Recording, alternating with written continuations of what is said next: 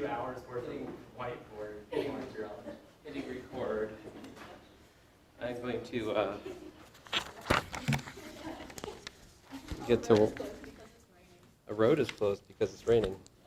Huh, that's exciting. Is that like a road across a river or something? I mean, no, it's the road behind the library. ah. Oh. Huh, interesting. And there was like a waterfall happening. It was actually really cool. Theorem 4.79. It says if we have R commutative ring with 1 being the multiplicative identity. All right. And then here's the result. If A and B are associates, then principal ideal generated by A is equal to the principal ideal generated by B. Furthermore, if R is integral domain, all right, then A equals to B if and only if A and B are associates. I have it written slightly differently in the notes, but that's what I'm saying. All right, so let's try to prove this thing.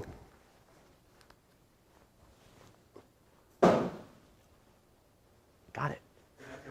Yeah. Or, I mean, I think I got it.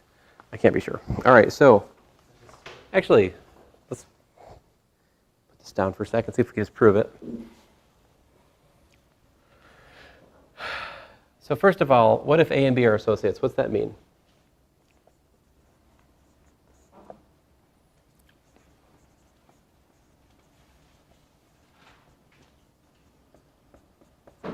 That A is equal to BU, right? Where U is a unit.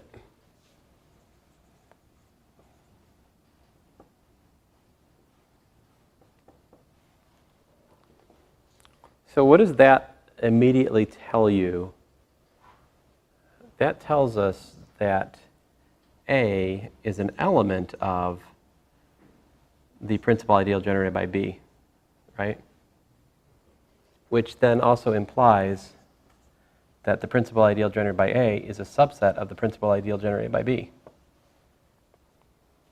right?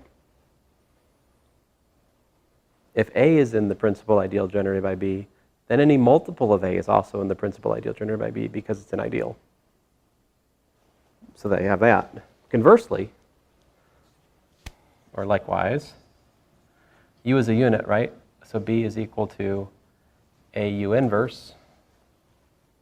And what's that say?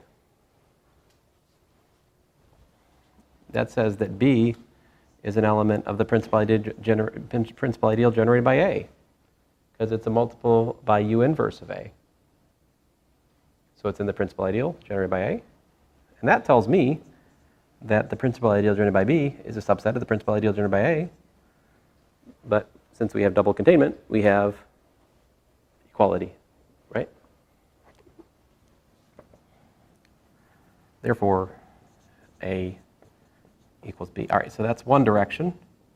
Oh, I hate it when one direction comes up in a proof. Let's see here. Sorry, it's so 5 years ago, right?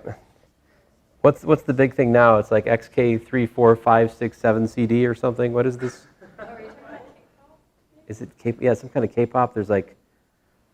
I know what you're talking about. It's just. There's like the suave one, the mysterious one, the bad boy, the silver frosted hair one, the I don't know. I can't even remember. They all have their own. They all have their own distinct poses, and any song by them involves like strategic like posing of each one of them, so the girls can go like, ah, awesome, he's so dreamy or whatever. I don't know. It's a lot of fun to watch, actually. Yeah, I do believe you're right. They're part of the K-pop machine. Yeah.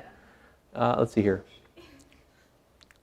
Let's see here. Oh, what was I supposed to do? Oh, if and only if, right? Oh, wait a minute. No, that was if then, wasn't it? Oh, now the if and only if, what else do I have to assume?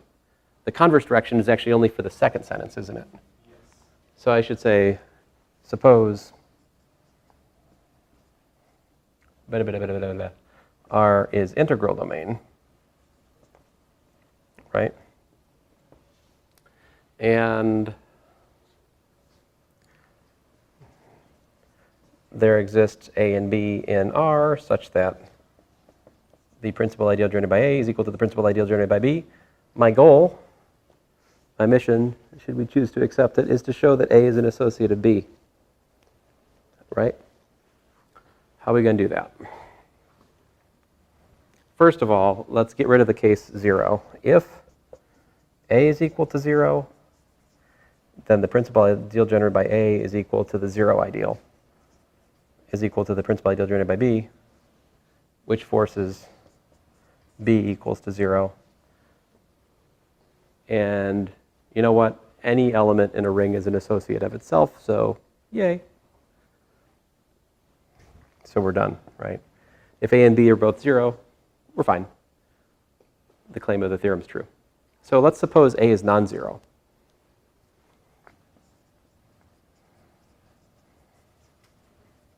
If A is non-zero, and so A is an element of the principal ideal generated by B, which says what? That says that A is equal to what?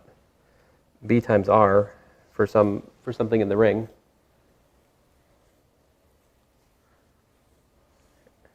But what else do we know? I mean, we can also look at, but B is not equal to 0 by the same token, right? Let me just get that out of the way here. Suppose A is not equal to 0, then B is not equal to 0, right? So we have that they're both non-zero. I mean, that's...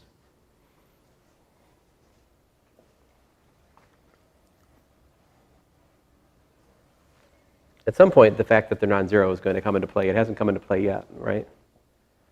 I mean, this thing I just wrote here would still be true if A and B were both 0, right? Like, I haven't yet used that they're non-zero. It's going to, at some point, soon matter. However,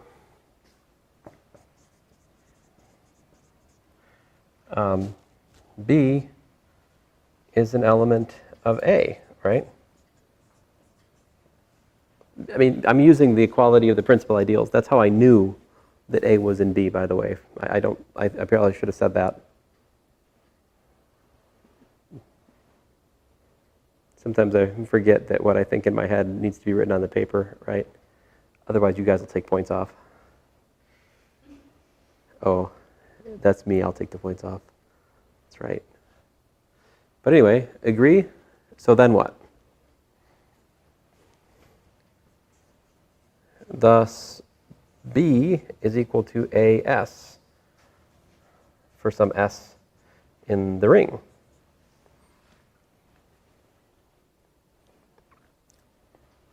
So look what we got. We've got this equation.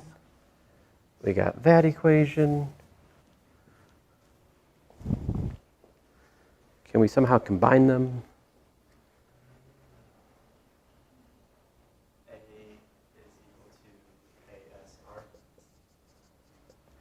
A is equal to, oh yeah, A is equal to BR, which is equal to, like you just told me, ASR.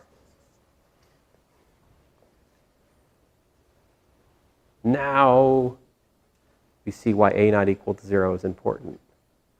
Because in the integral domain, if we have A non-zero and we have this is equal to that, then the cancellation property says for non-zero A, we have 1 is equal to SR.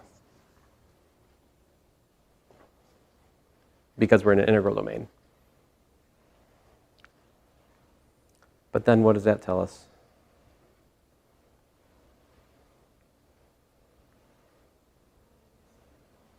Oh, right. Therefore, R and S are units. Hence, A equals to, A equals to BR shows A and B are associates.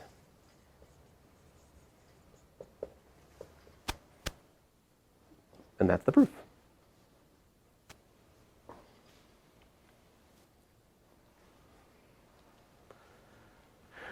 The paragraph after the proof, what I show is that even in a ring, which is not an integral domain like Z6, we can have the ideal generated by associates match.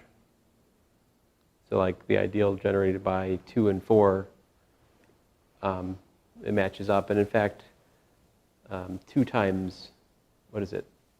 How does that show here? 2 times 5 is 10, which is 4Z6. So 2 and 4 are associates because 5 is a unit. And then showing a non-example, showing this theorem failing, apparently is not entirely easy. So if you click on this link, you can see the horribleness which is required to show the weakening of this result. Dare I click on it?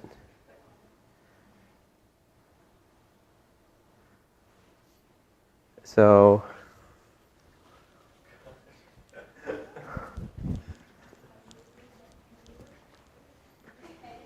usually if there's something like this in my notes, it's after a conversation with my brother where I go, hey, do you know any simple examples of where that theorem fails if we drop the condition of integral domain?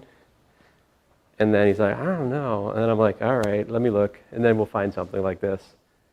So here he's looking at the quotient ring, bivariate polynomials in x and y, mod xy squared.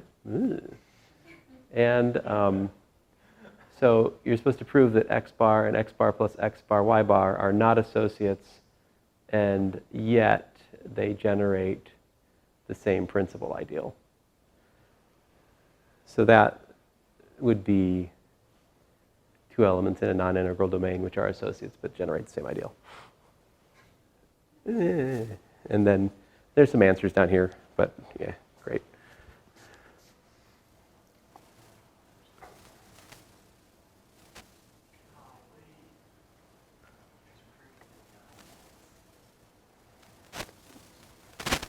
Now, this theorem,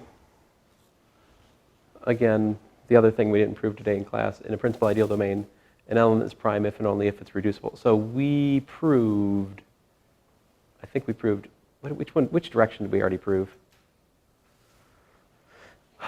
I guess I could read my notes. Theorem 4 tells us that each prime is irreducible. So we proved prime is irreducible for an integral domain. But now we're going to assume we're in a principal ideal domain. So what we'd like to prove is that if A is irreducible, that implies it's prime, given that it's a principal ideal domain. So let's work through that. I like these proofs because they actually help you to really absorb the definitions of prime, associate, and irreducible. And so for that reason, they're worth spending time on.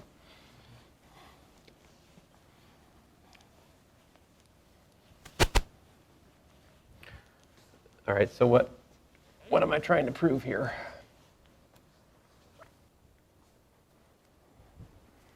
So I'm just going to focus on the interesting direction in the proof, which is to assume that we're working in a, principal PID? And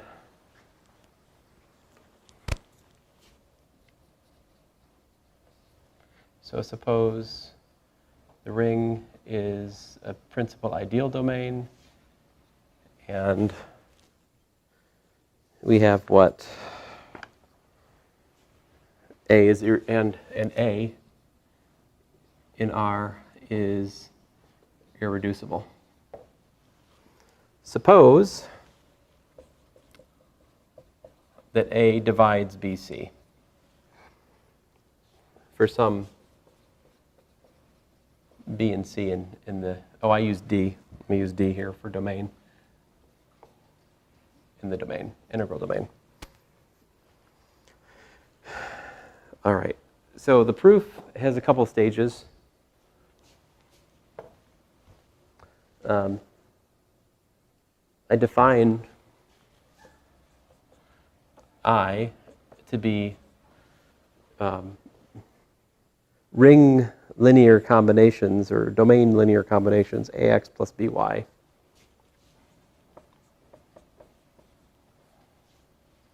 So here X and Y range over the integral domain. So, like, look at this set based on the A and the B, which we already have, A being the irreducible, B being, as described there. And I say that this is an ideal. So how do you prove this is an ideal?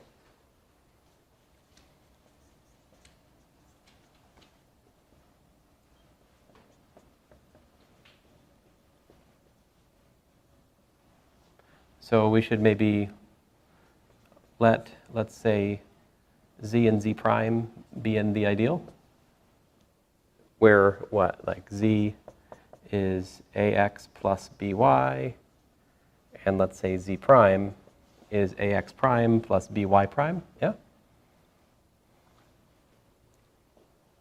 I'd like to show that the difference is in the ideal again, right? So what's Z minus Z prime?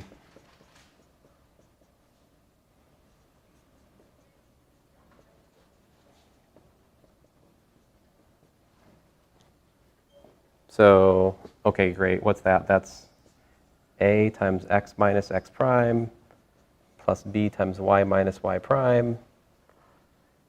So I think it's clear that that's, again, an element of I. Right? So this set I is closed under subtraction.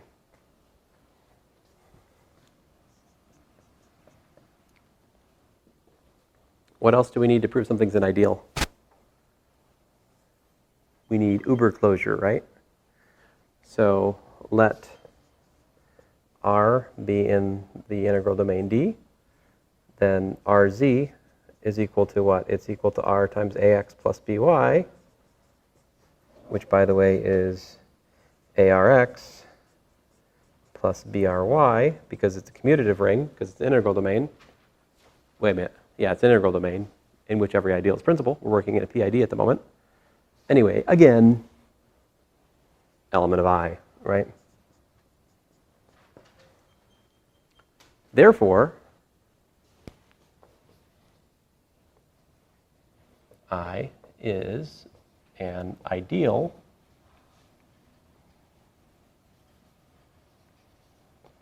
in D. But what is that? What good is that to us?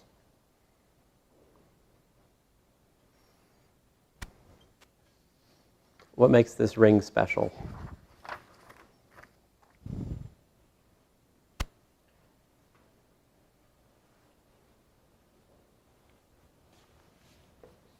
Hence, there exists D such that I is the principal ideal generated by D, because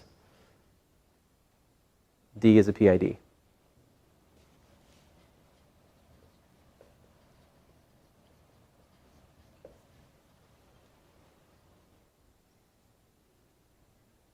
So then once you have that, that gives us a bunch of equations that connect A and B and D. Let's see how. All right, so like my first observation is A is an element of I.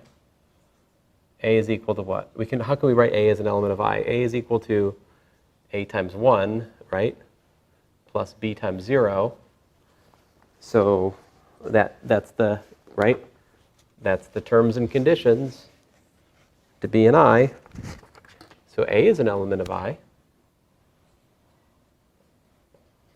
which again is generated by D, right?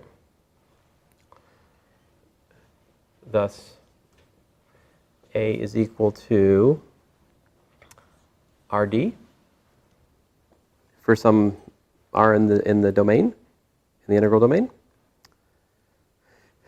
And what does that mean? Oh, that's a factorization of A, right? But A is what? R a unit or D a unit, since A is irreducible, right? Let me enumerate these possibilities. Case number 1, case number 2. So how about case number 1? If R is unit, then what?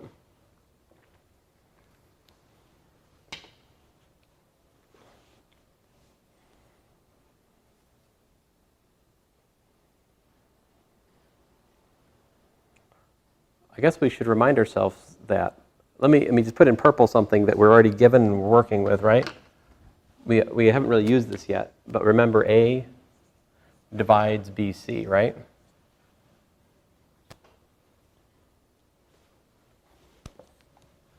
Which means that we also have that, so what was that say? What's that tell me?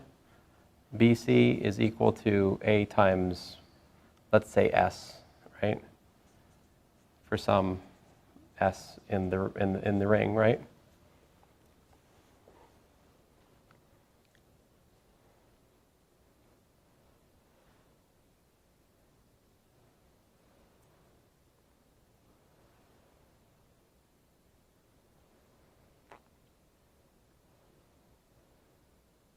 I'm not sure that matters at the moment, but I mean, it's true. Yeah.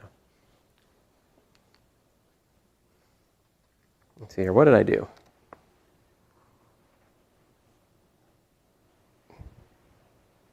I said if R is a unit, then A equals RD provides A and R are associates. All right. Oh, duh. I'm an idiot. So, duh. So, case 1, so A and R are associates. Not, I'm an idiot. Is R the associate? D.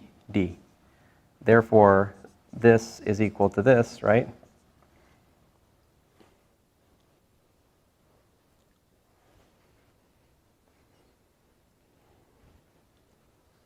And so, of course, B is also equal to A times 0 plus B times 1 is an element of, I, which is equal to A, right? So that tells me that B is equal to A times, let's say, S. Let me erase this bubble. I think that's just me being distracted. Sorry, guys. And what does that say? B is equal to AS. What's that say?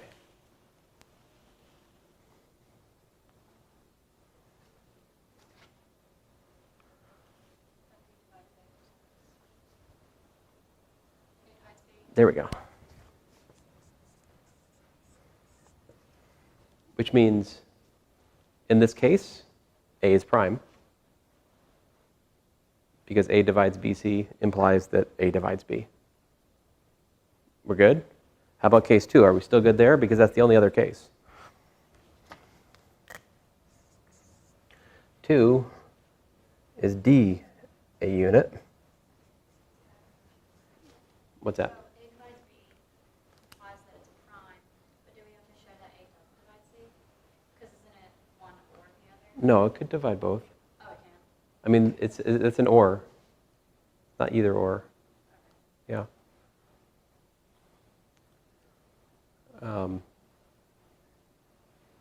I mean, I did not see either or in the definition. I know we're still worried about that, but I have a suspicion that A not equal to BC is probably something that's supposed to be added. That would fix your counterexample. I wonder if you could find another. So if D is a unit, what's that mean? If we have a unit, what's the ideal? If D is a unit, then I is everything. the whole deal. And so that says what?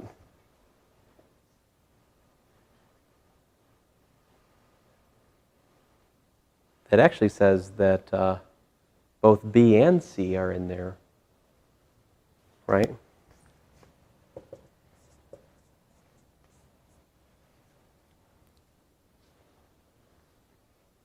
Oh, let's see here.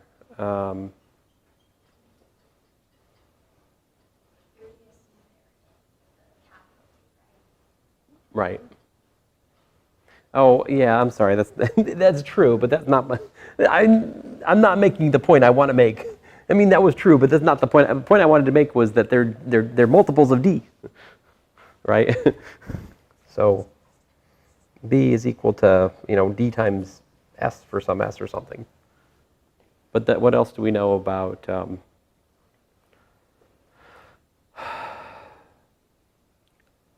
D is a unit? Curses. I'm not getting to the point. Fine. Oh, right. I actually have to use, I'm sorry, I actually need to use the construction. All right, so I would get lost if I kept down the path I'm going, I would be lost for a while.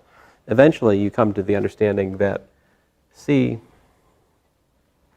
well, okay, so first of all, 1 is equal to AX plus BY, since 1 is an element of D in case 2, right? Which I give direct evidence for in the proof here, right? Because D times D inverse is equal to 1, which is in the I. It is true that it's the whole thing, though, all right? But anyway, so since that's true, then I multiply by C. We get C is equal to, CAX plus CBY. And I repackage that as C is equal to ACX plus BCY to emphasize something. I said A divides ACX.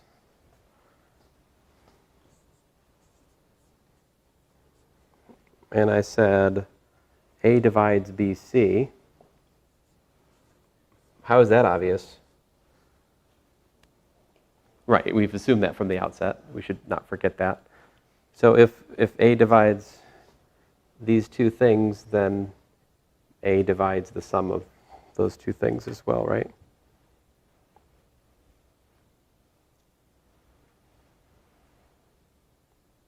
So this implies, so this then implies that A divides C.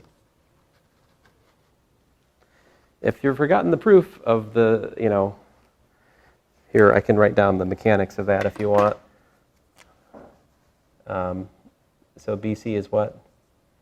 BC is equal to A times J. So we've got, this is equal to A times CX plus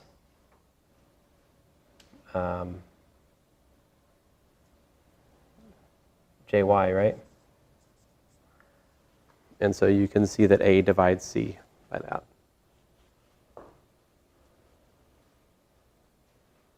But anyway, this is the theorem we can prove. If we have A divides blah and A divides yada, then A will divide blah plus yada. This is, I think when we prove these things, it was just for integers in like prequel 2, but that basic divisibility of some result still holds in like arbitrary rings. So. And there you go. That's the proof of that theorem. All right, I will stop with this proofy stuff. Do you guys have questions?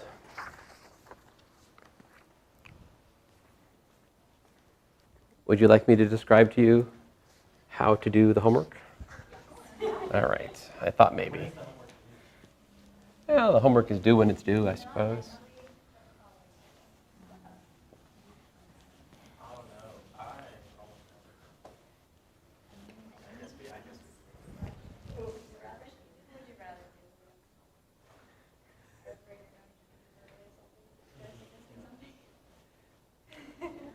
So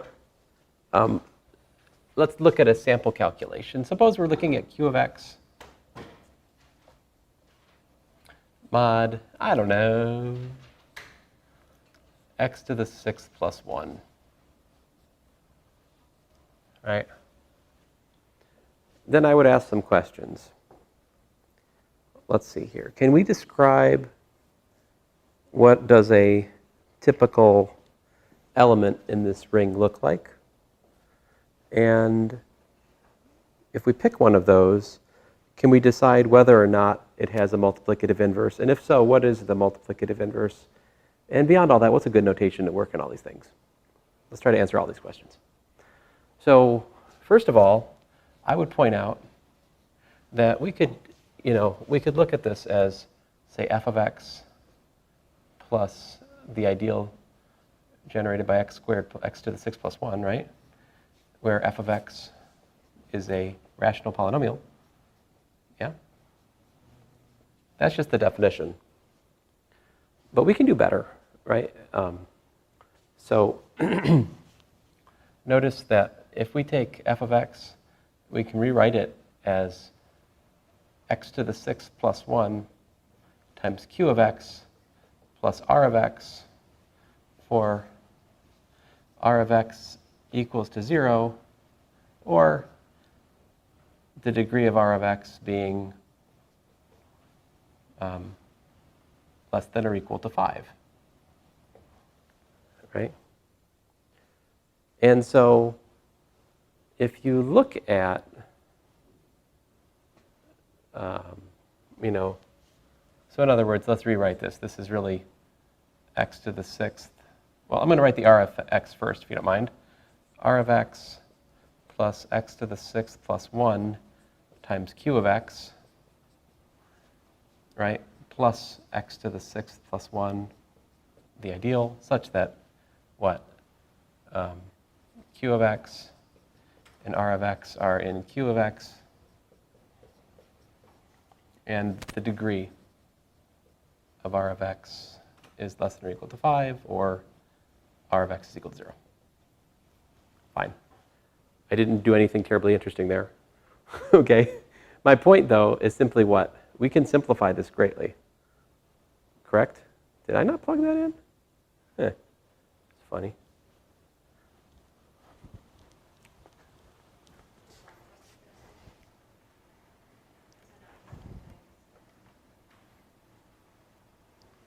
It's plugged in. It's just being lazy.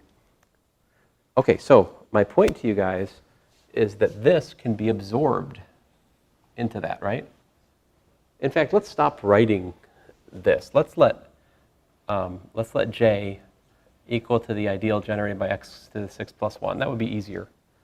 And so my point to you is really we can recapture this whole thing as r of x plus j, such that r of x is either equal to 0 or r of x is an element of q of x with the degree of r of x being less than or equal to 5. Do you guys understand that? You must remember, a factor ring is first a factor group with respect to the underlying abelian group of addition which forms the ring. So everything we learned about manipulation of cosets for additive groups still applies here. So if it's an element of the ideal, we can just into there. So that is in there, so we can just absorb it. Same coset. But this we can do better.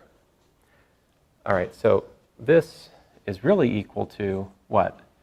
Let's say a0 plus a1x plus a2x squared plus a3x cubed plus a4x to the 4th plus a5x to the 5th, right?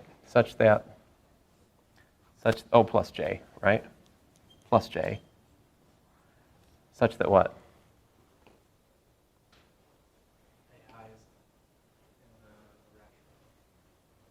Yes, such that a0, a1, yeah, like you said, ai, because you're a civilized human being, very good, are rational.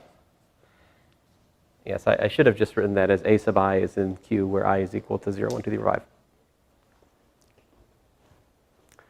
Now, that's great, but we can do better. We can say, you know what that really is? That's really just a0 plus a1x plus da-da-da-da plus a5x to the 5th bar, such that, as Liam was telling me, ai is in the rationals. Right. Where we've introduced the notation, denote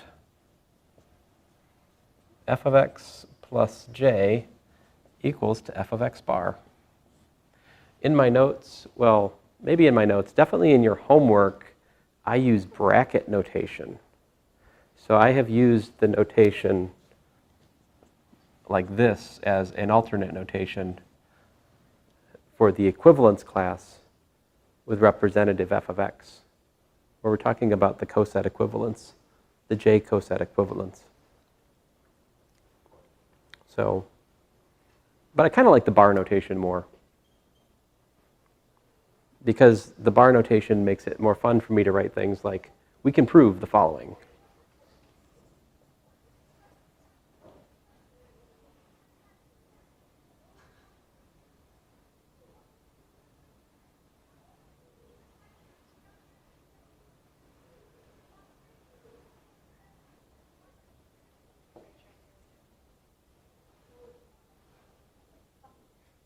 It sounds like a fight, yeah. I don't know. So if we took f of x plus g of x bar, it's equal to f of, it's either a fight or an auction. I'm not sure which. I mean, it's like,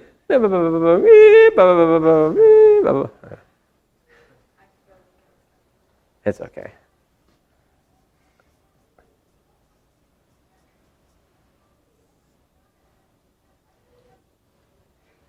It does sound like an auction, doesn't it?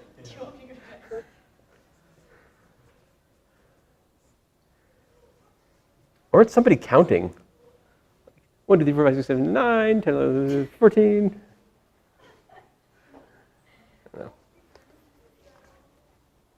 Why are these true? Because this is exactly the definition of addition and multiplication for the factor ring, right?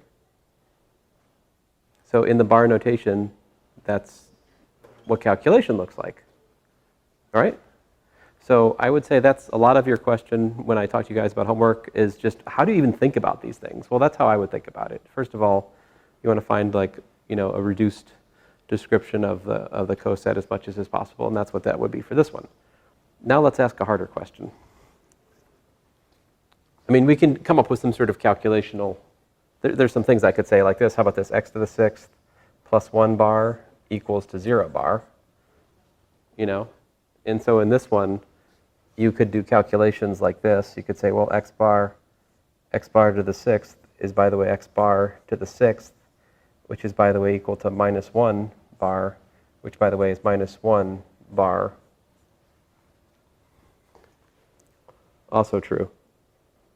So if we were, you know, if we wanted to, like, actually simplify something, you know, pragmatically speaking, if you had 1 plus x to the 8th bar, you could simplify that using this rule, right? That's 1 plus x squared times x to the 6th bar, which works out to 1, you know, minus x squared, right?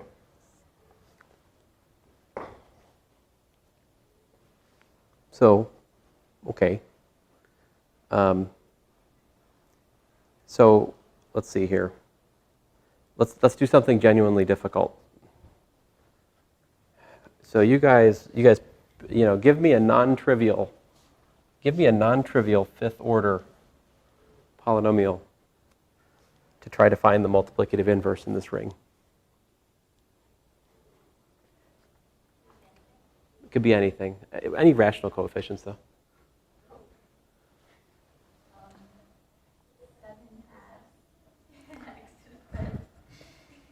Okay.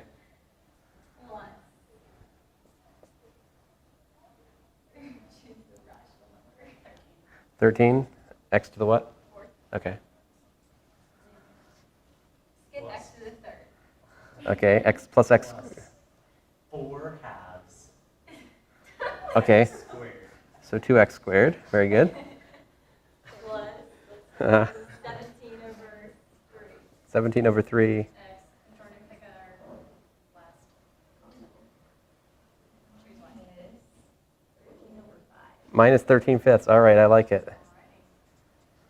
So this bar inverse, just I don't really need the parentheses here, but just to be clear, equals what? Right? What is that equal to?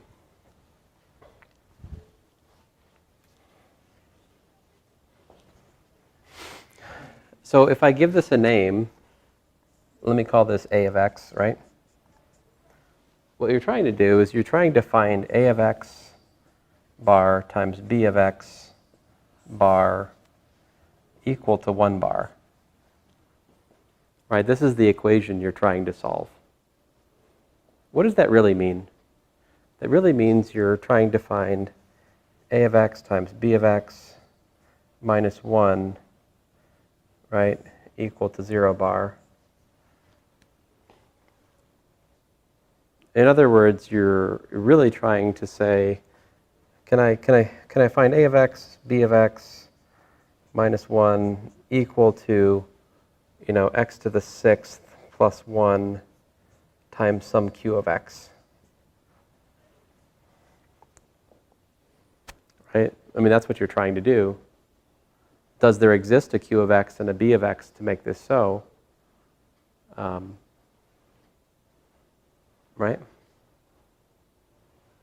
Or you could look at it this way. You're trying to say, can I find a q of x, right? Can I find q of x such that this holds, right? What does this look like?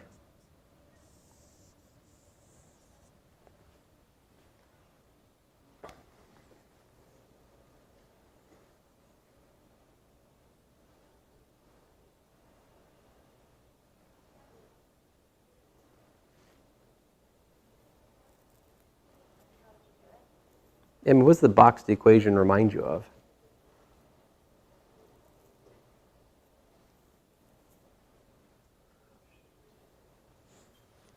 Let me take the trip down memory lane ever so quickly. If we have the GCD of A and B equals to 1, then we know that we can find like J times A plus K times B equal to 1, right? And how do we find those? Yeah, the division algorithm, right?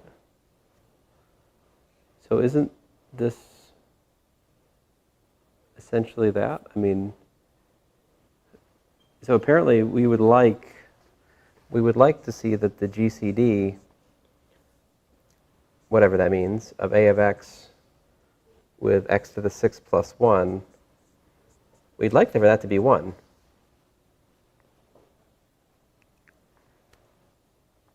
You're like, but we haven't talked about division algorithm for polynomials. I mean, we did actually a little bit the other day. You've used it in proofs. I've used it in proofs. There you go. I've alluded to its proof in a book which is not required. And I will copy that page and give it to you eventually, I think. I'm running out of semester, though. I better get to it. It is nevertheless true that the division algorithm works for polynomials just like you'd expect. And the Euclidean algorithm just the same. We can still do the reverse substitution mumbo jumbo. So all I got to do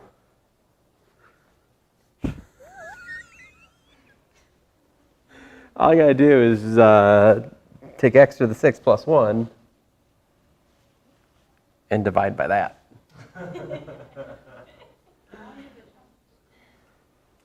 So fortunately, I don't need to. If we wanted to, could you, for b of x, make up like just some arbitrary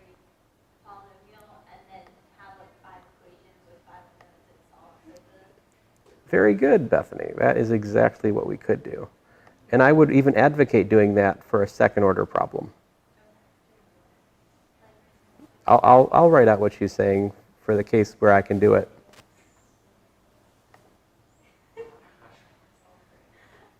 All right, so my a of x, so you guys tell me, what's my a of x, I think, would be the one you guys gave me. What was it? 7/2 x to the 5th plus what? Oh, man.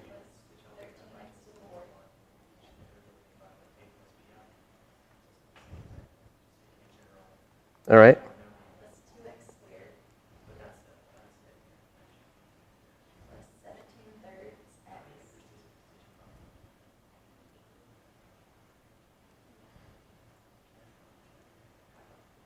Plus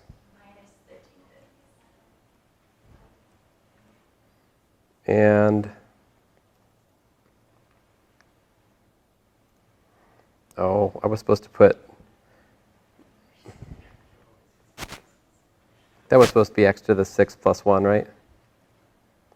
My b is actually that. I think it doesn't really matter.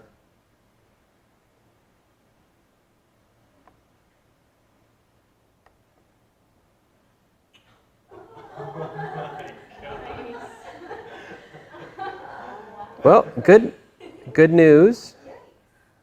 Good news. It is invertible. As you can see, these polynomials are relatively prime. That perhaps is an interesting thing to come from this discussion, right? I've just given you a pretty universal answer to what are the units in this quotient ring. It's those polynomials, it's those cosets that have representatives which are relatively prime. To x to the 6 plus 1, in the sense of the, what does it mean to be relatively prime? I mean, well, all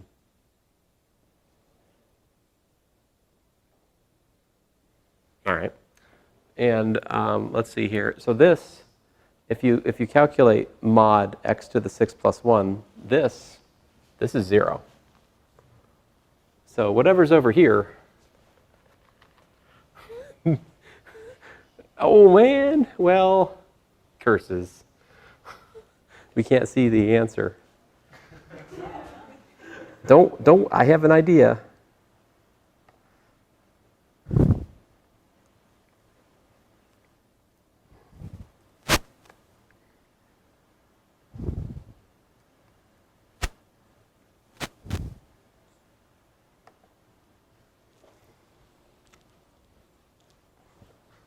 Did that put the x to the 6 plus 1 term off the screen?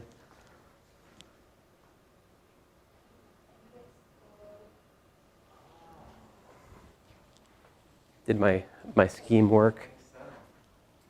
We'll see.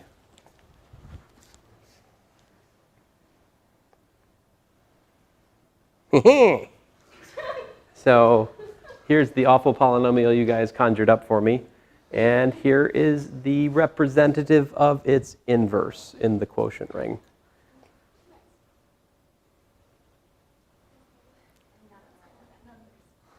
So, do you want me to let you bring your laptop to the test? The answer is categorically no. You don't want that. Because then this kind of thing could happen. True, then you have to write that out. Right. Yeah. It'd be horrible. Now, We all know that you wouldn't have us write something down that you would have to grade that looks like this. that is You would not want to have to check each now digit of a 15 digit. Liam is wise. It is true. You can understand much in terms of the laziness of my grading. That is true. There is much that could be ciphered from that principle. No doubt. So let me just briefly talk about what Bethany was alluding to. In your first homework problem, so this is kind of a big gun in some sense. To actually do the Euclidean algorithm for a pair of polynomials could be a pain, but that's one thing. there's a problem in the homework where this technique would be warranted. But there's another one, not so much. So one of the questions is more like this, q of x.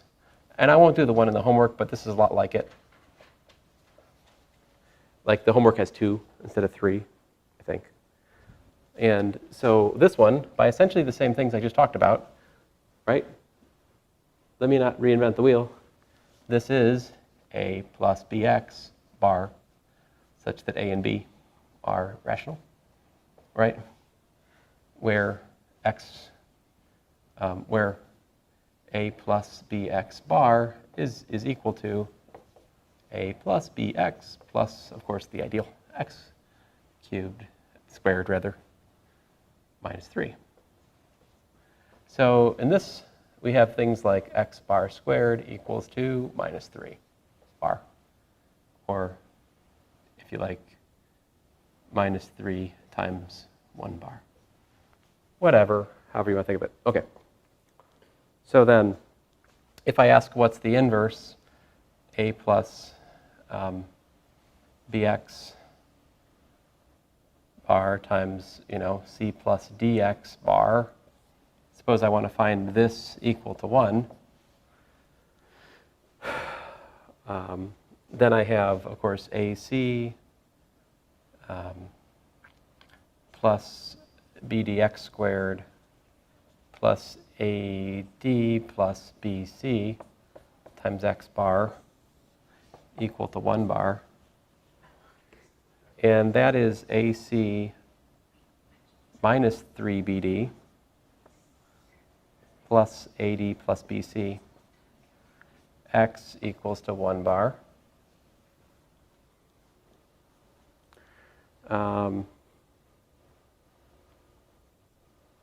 So the question then becomes, can I solve AC minus 3BD equals to 1 and AD plus BC equal to 0? Because if I could solve those, then I would have found the inverse. And I think that's what you're talking about, Bethany, right? Like just looking at the coefficients and multiplying it out and determining the system of equations, which amounts to finding the inverse. Fair enough. Especially if you're my complex this semester, you've done this in kind of more horrible ways already for other number systems. Uh-oh. Bethany's look tells me that she has not thought of it this way. Let's see here.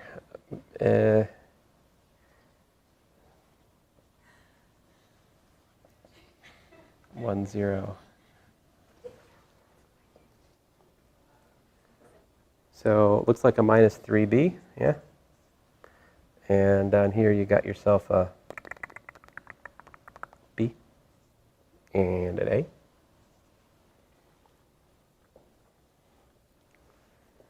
So if you multiply by the inverse of this, we get CD equals to 1 over a squared plus 3b squared, a 3b minus b, a 1, 0, which of course gives me a over a squared plus 3b squared, and minus b over a squared plus 3b squared. So in other words, 1 over a plus b square root of, wait a minute, what am I doing?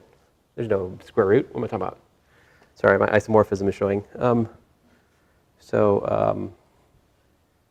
A plus bx bar inverse apparently is a over a squared plus 3b squared plus, or rather minus, b over a squared plus 3b squared x bar.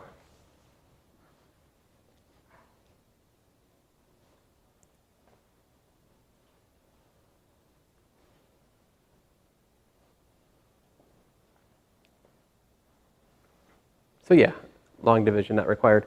Although, if you were to embrace it, it might even be faster. There's an obvious isomorphism here.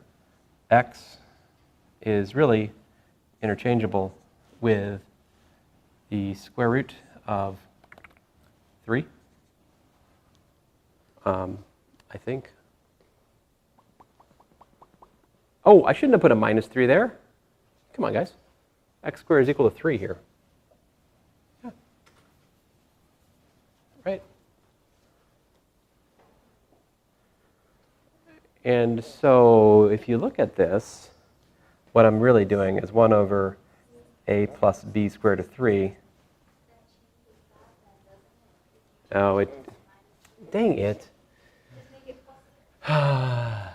Thank you.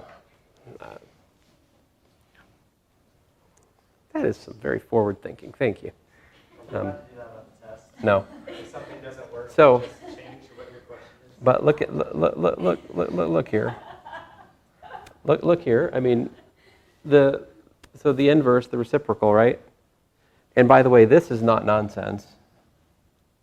That's just an ordinary expression in the complex number system. I'm totally within my rights to write that. We write 1 over complex numbers. This right here.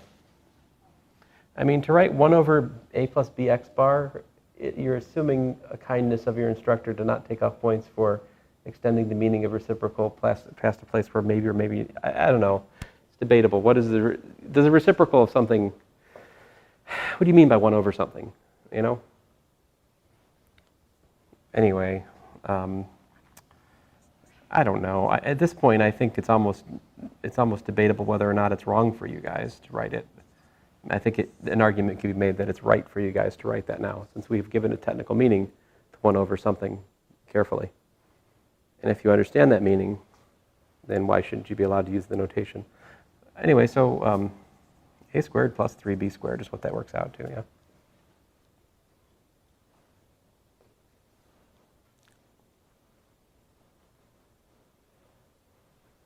So the other way of doing this would be to take x squared plus 3 and divide a plus bx into it and see what, I guess we could, you divide that, you work out the,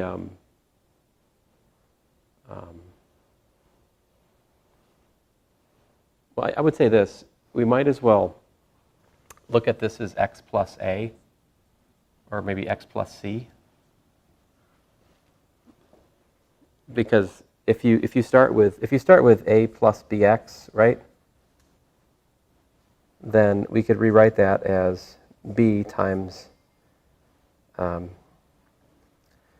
x plus a over b, right? If b is non-zero. And what if b is 0? Well, if b is 0, then we've got a rational number. We already know how to find the inverse of that. So treat that case separately. Right? On the flip side of things, if b is non-zero, then I can factor it out like this, and so I can call this x plus c, which would be in my vested interest because then I can do the division a lot easier, right? So x plus c divided in this, you guys get me started, I do x, right? That gives me x squared plus cx. I subtract, I get 3 minus cx. So I do what? X minus c, yeah. And then that gives me minus cx plus, well, minus cx minus c squared, right? Which gives me what? 3 plus c squared. At that point, we have degree 0, right?